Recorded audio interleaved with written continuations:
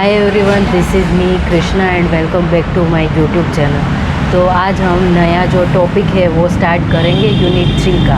तो ये second topic है एजुकेशन एंड एजुकेशनल पॉलिसीज़। जो एजुकेशनल पॉलिसी हमने आगे सारे वीडियोस में जो हमने पढ़ी उनके बारे में, और जो एजुकेशनल पॉलिसी होती है वो कैसे बनती है, और एजुकेशन का और जो ये पॉलिसीज़ है वो उसका क्या कनेक्शन है, एंड वो एजुकेशन पॉलिसी बनाने में हमें क्या बातें ध्यान रखनी चाहिए उसके बारे में। It's very simple but I explain and या लेट्स स्टार्ट। तो पहले हम समझते हैं कि relationship between policy and education. तो there is a direct relationship between policy and education. The effective improvement in education can made through effective policies that this would benefit the future generation। तो ये जो policies है और education उसका direct connection है, और जो ये पॉलिसीज़ है एजुकेशन में आएगी तो हमारे जो फ्यूचर में वो हमें काम आएगी। और एजुकेशन में ऐसे होता है कि जो पॉलिसीज़ होती है वो लॉन्ग रन में कैसे वर्क करेगी उसका डिटेल में लिख के पूरा बताया जाता है कि you need to work on that and you need to very careful about this, and you can do more about this and that.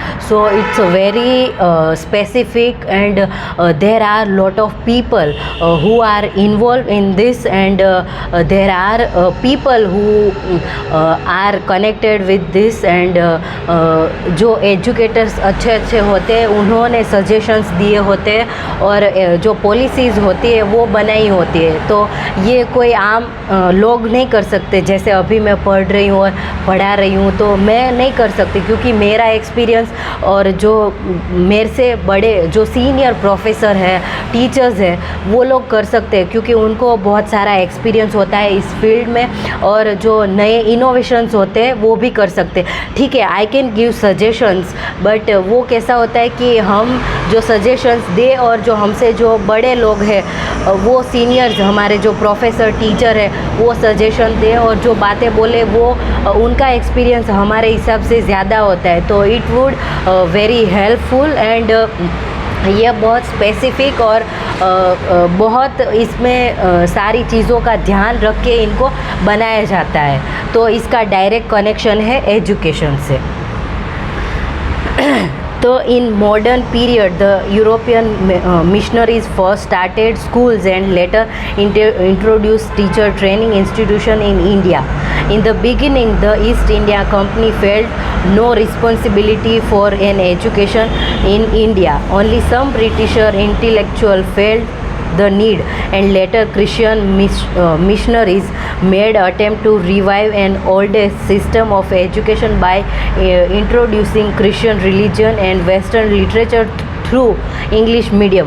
तो पहले के टाइम पे जब हमारा देश आज़ाद नहीं हुआ उसके पहले जो मिशनरीज़ और जो फॉरेनर्स जो यूरोपियन आए थे, तो उन लोगों को हमारे एजुकेशन से कोई लेना देना इसलिए नहीं था क्योंकि वो अपना काम निकलवाने के लिए और पैसे कमाने के लिए इंडिया में आए थे। तो उनको हमारा एजुकेशन सिस्टम कैसा भी हो, कुछ भी हो, उनको कुछ फ़र्क नहीं पड़ता था। बट यहाँ के जो बेस्ट जो एजुकेशनिस्ट थे उस टाइम पे, उन्होंने सोचा कि we have to work on that and we need to change this things. तो उस टाइम पे ये सारी पॉलिसीज़ बनाई गई और बहुत सारी ऐसी चीज़ें करी गई जो एजुकेशन में चेंज लाना चाहिए था उस टाइम पे जब हमारा देश आज़ाद नहीं हुआ। और उसके बाद भी बहुत सारी ऐसी एजुकेशन पॉलिसीज़ थी। फिर आगे ये हुआ कि the greatest need of the hour is to redesign curriculum, text book, teaching methodology and children literature, formal and non formal education system. तो जो एजुकेशन सिस्टम है उसको चेंज करना है, और जो करिकुलम है वो कैसे करना है, और जो ओल्डेस्ट जो सिस्टम है उसको चेंज करना है, उसके लिए ये पॉलिसीज़ बनाई गई थी।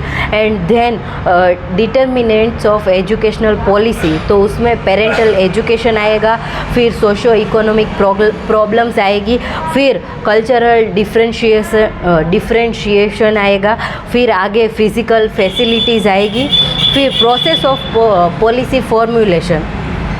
तो ये जो प्रोसेस है उसमें क्या आएगा कि सिलेक्टिंग द डिज़ायर ऑब्जेक्टिव, फिर identify the target objective, determining the pathway to reach the objective, designing the specific program और measure the respect of the goal and implement the measures and access its impact on the target subject.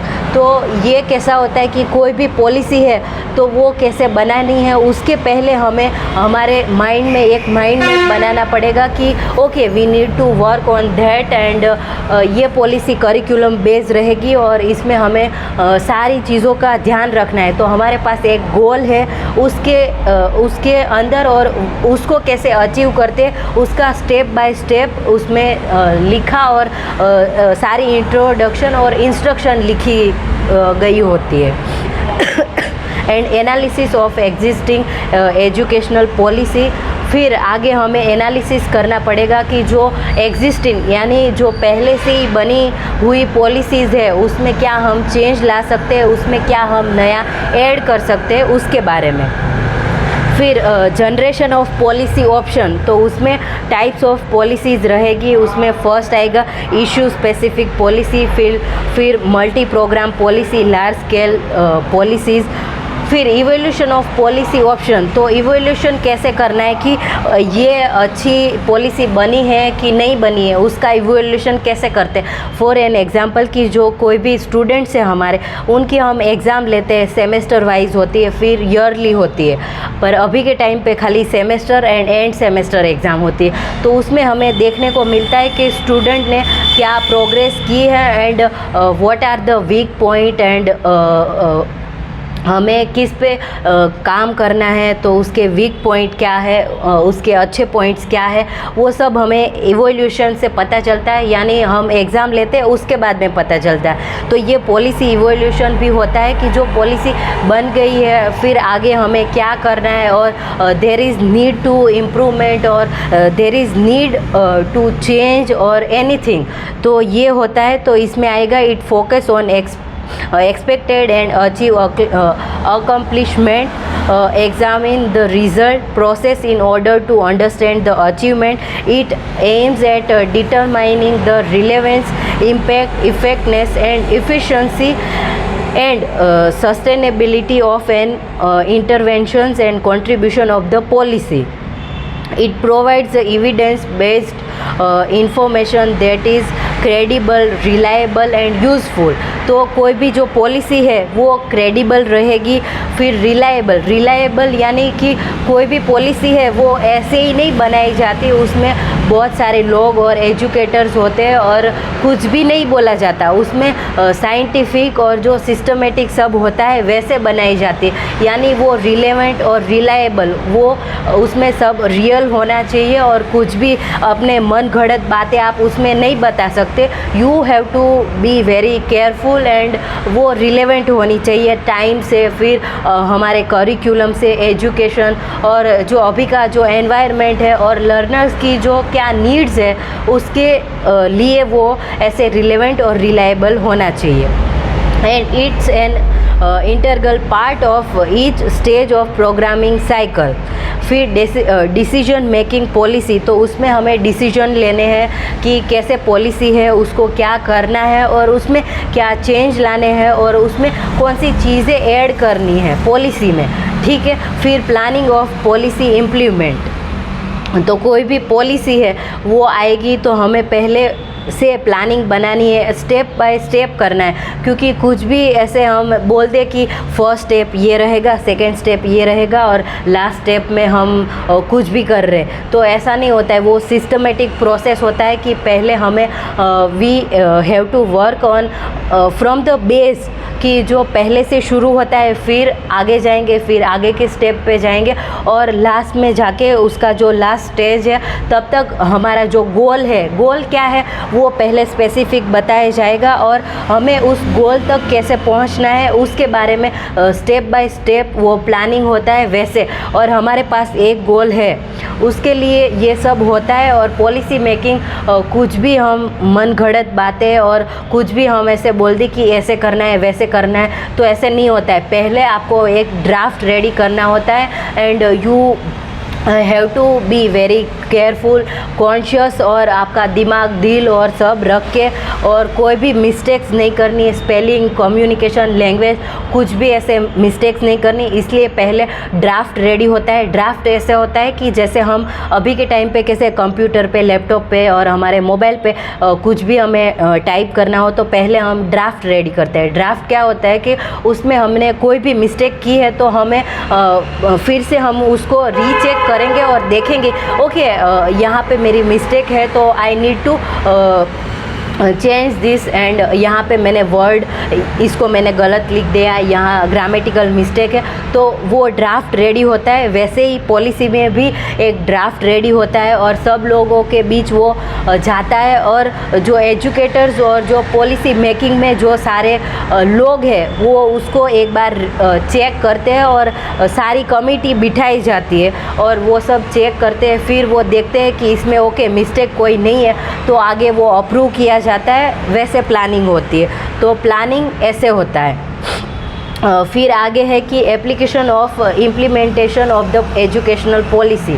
While applying the policy we must observe who is the beneficiary and who is negatively affected. तो उसमें हमें policy making जब हम बनाएंगे तब हमें ध्यान रखना है कि ये किसके लिए बेनिफिशियल है और इसके नेगेटिव इफ़ेक्ट क्या आ रहे हैं। हमें दोनों साइड से देखना है कि खाली यही नहीं देखना है कि ओके इसका ये अच्छा इम्पैक्ट है और नेगेटिव जो पार्ट है उसको हम निगलेक्ट यानी हम देख ही नहीं रहे, तो ऐसा नहीं होता है। हमें दोनों पार्ट को देखना है, एक जो बेनिफिशियल है वो और नेगेटिव जो इफ़ेक्ट पड़ता है वो भी हमें देखना है। एंड आगे है time required to completely implement the policy is also observe and calculate the associate cost finance of the policy is mostly needed. तो जो उस पर कॉस्ट कितना आएगा और फाइनेंशियली जो उस पर कितना खर्च होगा वो सब हमें देखना है और उसके जितना बजट जाहिर हुआ है और जितना बजट हमें दिया गया है उसके बजट में ही हमें ये सब करना है। And we have to manage all the things. Printing का फिर हमें कुछ भी चार्ज है, फिर उस पर जो भी खर्चा आएगा वो हमें देख के और जो बजट के अनुसार हमें सब करना है। फिर आगे आएगा कि we should examine the political complexity of a federal structure while applying the new policy। तो कोई भी न्यू पॉलिसी आएगी तो उसको भी हमें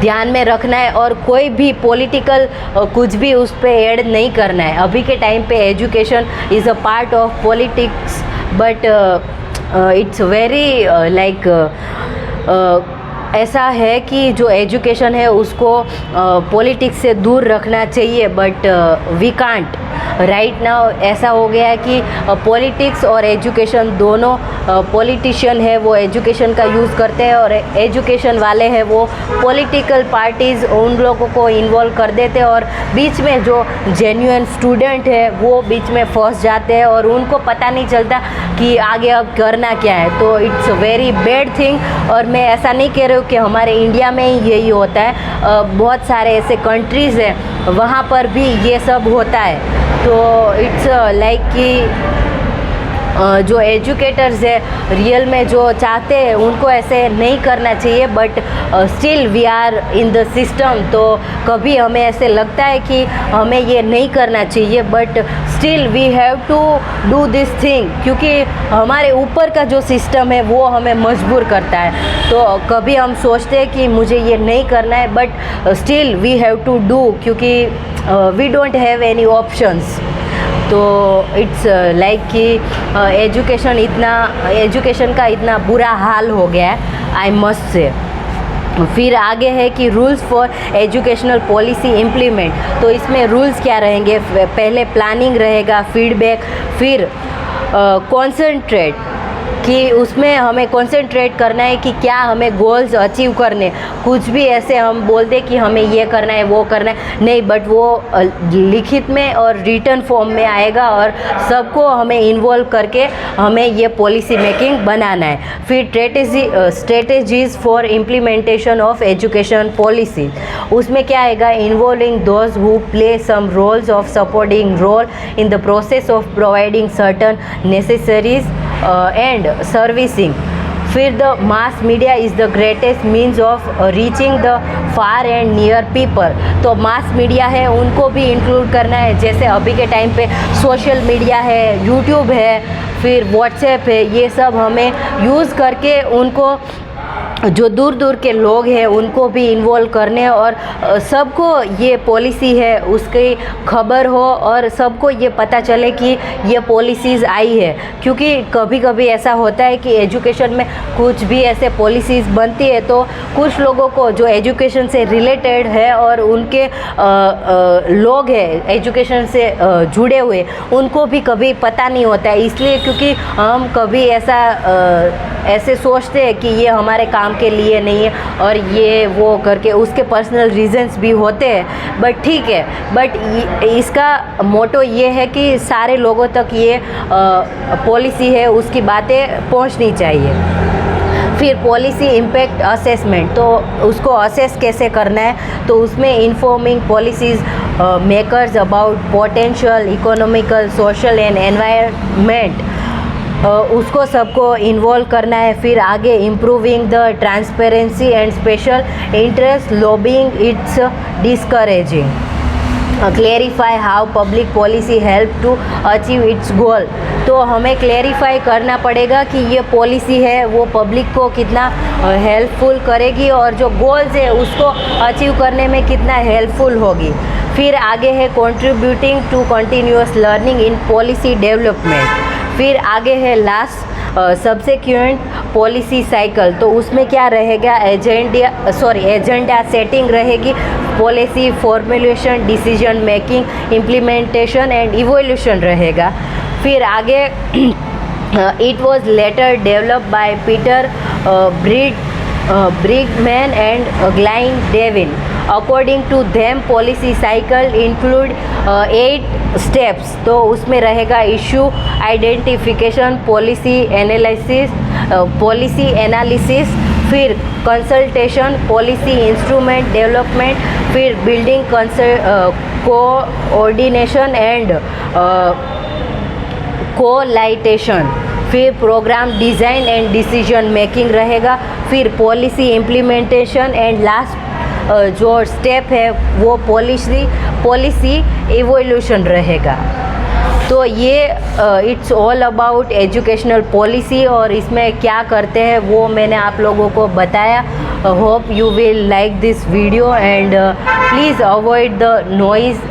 एंड मैं हॉस्टल में रहती हूँ तो I don't have my personal room and all this thing, तो प्लीज़ बेयर विथ मी और आप मेरे शब्दों पे और मैं जो समझा रही हूँ उस पे ध्यान देना, तो आप लोग ज़्यादा मैं क्या बोलना चाहती हूँ वो समझ पाओगे।